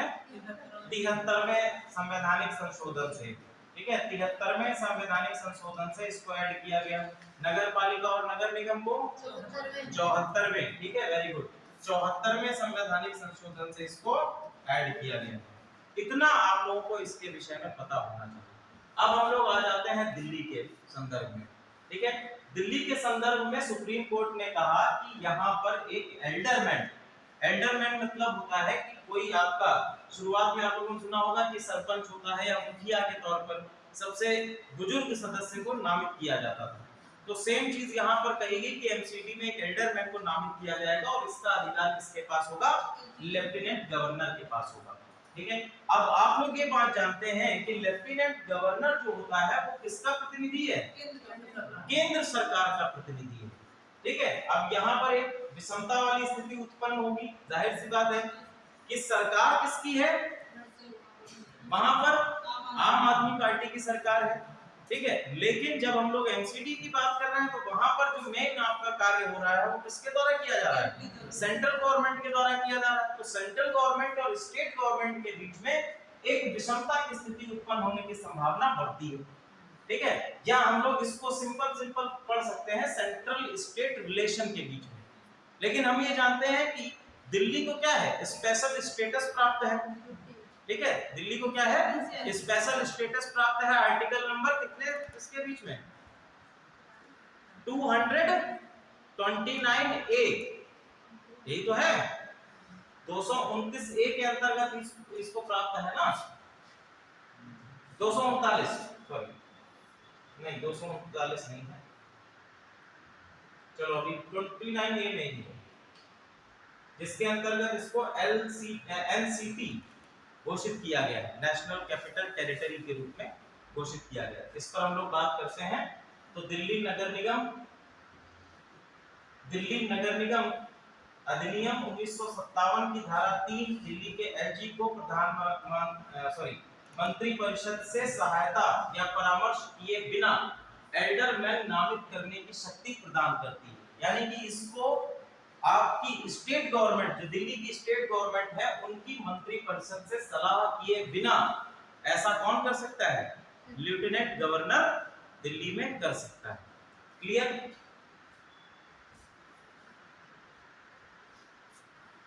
इसको हम लोग भेज देंगे तो आप लोग इसमें पढ़ लीजिएगा कि एल्डरमैन का क्या क्या चीजें हैं, ठीक है। दिल्ली का शासन मॉडल आप लोग देख लीजिए। तो दिल्ली का शासन मॉडल है 69वें संशोधन अधिनियम 1991 के अनुच्छेद 239 ए, ठीक है, 239 ए में है, जिसमें दिल्ली को क्या घोषित किया गया है, केंद्र शासित प्रदेश का नाम बदलकर राष्ट्रीय राजधानी क्षेत्र घोषित कर दिया गया, ठीक है। और जब राष्ट्रीय राजधानी क्षेत्र घोषित किया गया तो इसमें एक पद बनाया गया किसका, लेफ्टिनेंट गवर्नर का। और लेफ्टिनेंट गवर्नर जो है वो केंद्र सरकार का प्रतिनिधि है दिल्ली राज्य में, ठीक है, या हम लोग एनसीटी में कह सकते हैं। अब वर्तमान समय में इसको एनसीआर बुलाया जाने लगा है, ठीक है। पहले क्या था, एनसीटी, ठीक है, नेशनल कैपिटल टेरिटरी, और अब इसको क्या कर दिया गया है, एनसीआर, नेशनल कैपिटल रीजन। और अब इसी की तर्ज पर उत्तर प्रदेश में भी क्या हो रहा है, एससीआर बनाने की घोषणा की गई है, ठीक है, स्टेट कैपिटल रीजन। जिस तरह से दिल्ली में अलग अलग राज्यों से कुछ हिस्सों को काट कर उसको एनसीआर बुलाया गया, जैसे आपका उत्तर प्रदेश का गाजियाबाद का क्षेत्र हो गया, नोएडा का क्षेत्र हो गया, ठीक है, हरियाणा का गुड़गांव का क्षेत्र हो गया, फरीदाबाद का क्षेत्र हो गया, इन सभी को काट कर किसमें शामिल कर दिया गया है, एनसीआर में। तो सेम तरीके से आपके लखनऊ के आसपास के जिलों के क्षेत्र को काटकर किसमें शामिल किया जाएगा, एससीआर या स्टेट कैपिटल रीजन में सम्मिलित किया जाएगा, ठीक है। तो 69वें संवैधानिक संशोधन, इसको ध्यान रखिएगा, 69वें संवैधानिक संशोधन के अंतर्गत दिल्ली को एनसीटी के रूप में नामित किया गया, ठीक है। दूसरी चीज अगर बात हम लोग करते हैं कि सहायता और सलाह, ठीक है, एडवाइस एंड एड, ये आप लोगों ने बहुत जगह पढ़ा होगा।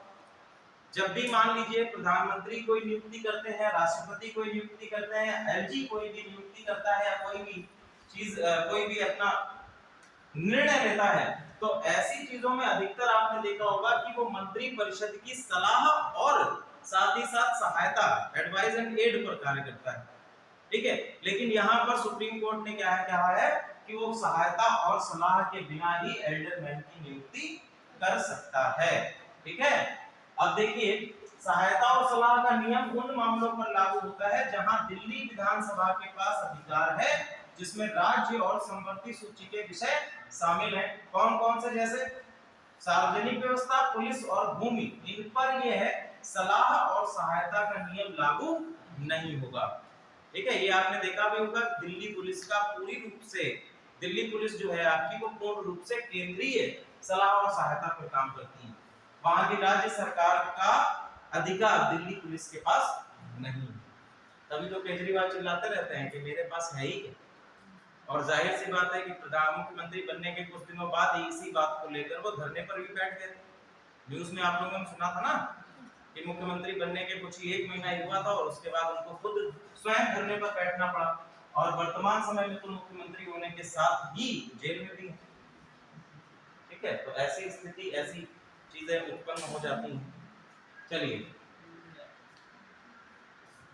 नेक्स्ट, इसको हम लोग भेज दें, क्या टाइम हो गया? चलो ठीक है, आज हम लोग यहीं पे क्लास को एंड करते हैं। नेक्स्ट क्लास आप लोगों की जब होगी तो हम लोग और सारी जो आप लोगों के आने वाले टॉपिक्स हैं जो आप लोगों के पीसीएस एग्जाम में आ सकते हैं उनको हम लोग देख लेंगे, या आप लोग मेरे पर्सनल व्हाट्सएप नंबर पे जो जो टॉपिक आप लोगों को पढ़ने हैं उन टॉपिक्स को आप लोग मुझे भेज दीजिएगा, उन टॉपिक पर हम लोग क्लास में चर्चा कर लेंगे। लेकिन आप लोग ये बिल्कुल ध्यान रखिए कि जब तक रिवीजन आप नहीं करेंगे, जब तक आप नहीं पढ़ेंगे, तब तक कंसेप्ट्स आपको समझ में नहीं आएंगे। रटने की जरूरत नहीं, एक दिन में एक कंसेप्ट को पढ़ो, एक कंसेप्ट को समझो। अगर हमारे पास 4 विषय हैं और 4 विषय में एक कंसेप्ट हमने याद कर लिया एक दिन में, तो हमारा दिन सफल हो गया। लेकिन अगर एक दिन में हम एक भी कंसेप्ट को नहीं समझ पाए, केवल हमने उस कंसेप्ट को रट लिया, तो हमारा दिन क्या है, खराब, बेकार हो गया, कोई प्रोडक्टिविटी नहीं हुई है। रटने से काम नहीं चलेगा, रटा उन चीजों को जाता है जो कि आप लोगों के लिए शाश्वत है। जैसे हिंदी वाले सर बैठे हैं, वो आप लोगों को रटने वाली चीजें बताएंगे कि पर्यायवाची शब्द हैं वो शाश्वत हैं, एज इट इज रहेंगे, उसमें कोई बदलाव नहीं आएगा। एक शब्द के लिए कई शब्दों के लिए एक शब्द जो होता है वो एज इट इज है, उसमें कोई बदलाव नहीं किया जाएगा। इसी तरह से आपके पॉलिटी में आर्टिकल्स हैं, आर्टिकल तो बदलने वाले हैं बहुत ज्यादा, एक आध आर्टिकल आपका बदल जाएगा कभी संवैधानिक संशोधन होने के बाद, तो उसमें भी आप लोगों को वो चीजें भी रटने वाली हैं कि आर्टिकल 1 है तो आर्टिकल 1 जो आपका है वो किसके लिए है, आर्टिकल नंबर 1 जो है वो केंद्र और राज्य सरकारों के विषय, वो राज्य के विषय में, टेरिटरीज के विषय में बताता है। उसके बाद आप आगे चले आएंगे, अलग अलग चीजें, उनको वो चीजें रटने वाली। लेकिन जो कंसेप्ट है कि राष्ट्रपति का इलेक्शन का जो प्रोसेस है वो तो कंसेप्ट है ना, राष्ट्रपति का इलेक्शन इस आर्टिकल में दिया गया, वो आपकी रटने वाली चीज है, शाश्वत है। लेकिन उसके इलेक्शन की जो प्रोसेस है वो कंसेप्ट है कि कैसे वो प्रोसेस हो रही है, कैसे हम लोग कह रहे हैं कि उसको एकल संक्रमणीय मतदान के द्वारा हो रहा है। अब एकल संक्रमणीय मतदान क्या होता है ना, तो वो आपका कंसेप्ट है, वो कंसेप्ट आपको पता होना चाहिए। अगर वो कंसेप्ट आपको नहीं पता है तो आप सिविल सर्विसेज नहीं कर सकते हैं, क्योंकि वहां से आपका मेंस एग्जाम में आएगा, वो आप लिख नहीं पाओगे। वनडे एग्जामिनेशन में तो इतना काफी है कि सब राष्ट्रपति का इसके द्वारा होता है, लेकिन आप जब इसमें सिविल सर्विसेज में आएंगे तो वहां पर तो एक तथ्य होता है और एक निष्कर्ष होता है, और तथ्य अगर निष्कर्ष के नहीं मेल खाता है तो आप लोग नहीं कर पाओगे उसको। तो प्रयास करिए कि डेली सभी सब्जेक्ट का एक कंसेप्ट आपको पढ़ना है, और पढ़ने के साथ साथ उस कंसेप्ट को बिल्कुल आत्मसात कर लेना है। और जब तक ये आप प्रैक्टिस अपने डेली लाइफ, डेली रूटीन में नहीं करेंगे, तब तक आप सफल नहीं हो सकते। क्लियर? तो जितनी भी आप लोगों की प्रॉब्लम्स हैं हम लोग हल करने के लिए बैठे हैं। आप लोग किसी भी समय अपनी प्रॉब्लम्स, केवल और केवल कैसी प्रॉब्लम्स, आपकी स्टडी से रिलेटेड, बाकी बहुत सारे मेरे पास ऐसी क्वेरीज आती हैं जिसमें आप लोगों की फालतू की प्रॉब्लम्स होती हैं, और मैंने हमेशा आपसे कहा है कि चाहे सरकारी कोचिंग हो या प्राइवेट कोचिंग हो, आपका सिलेबस कम समय में कोई कोचिंग कंप्लीट नहीं करा सकती है। आप लोगों को स्वयं से भी इन चीजों को पढ़ना होगा। अभी जो आप लोग चीज 1 महीने में पढ़ चुके हैं वो कंसेप्ट आप लोगों को नहीं आ रहे हैं, तो ये आप लोग ध्यान रखिए कि जो चीज आप लोगों को एटलीस्ट पढ़ाई जा चुकी है वो चीजें आप लोगों को आ जाए। अभी आप लोगों का अगले महीने एग्जाम है, बहुत सारे बच्चों ने पीसीएस का एग्जाम भरा भी होगा, तो पीसीएस के एग्जाम्स जो दे रहा होता है उसके हर दिन उसके पास कोई ना कोई क्वेश्चन होता है। आप लोग डेली 10 बजे आइए, जितनी संख्या में आप लोग 1 बजे आ जाते हैं यहाँ पर, आप लोग डेली 10 बजे आइए, 10 बजे आकर वहां से आप लोग बुक इशू करा लीजिए, या नहीं इशू करानी है तो आप अपनी बुक लेकर आइए।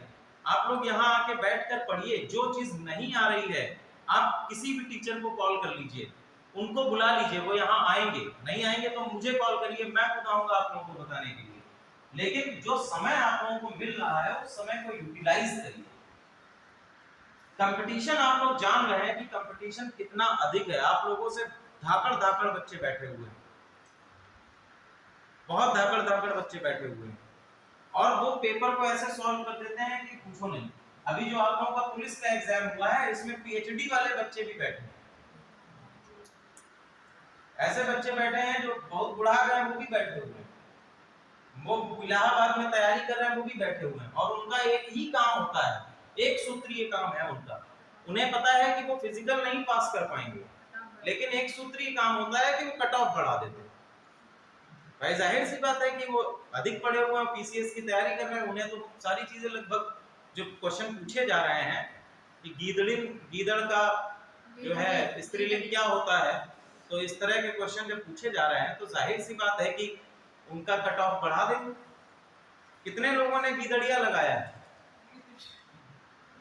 कितने लोगों ने एग्जाम दिया है यूपीपी का? 1 2 3 और लोगों ने दिया होगा, हाथ नहीं 4 देखे आए मनीष, आपने दिया? आपका तो अच्छा फिजिक्स है, आप दे सकते थे, पुलिस में निकाल दे सकते थे। दिया है तो क्या लगाया, गीदड़ गीदड़िया? तो ये चीजें जो है आप लोग ध्यान में रखिए कि कंपटीशन बहुत है। अच्छा आपके शिफ्ट में नहीं है, कोई और है। एक क्वेश्चन ये भी था कि भारत के उपराष्ट्रपति कौन आया था ना, बताइए ऐसा क्वेश्चन जो है,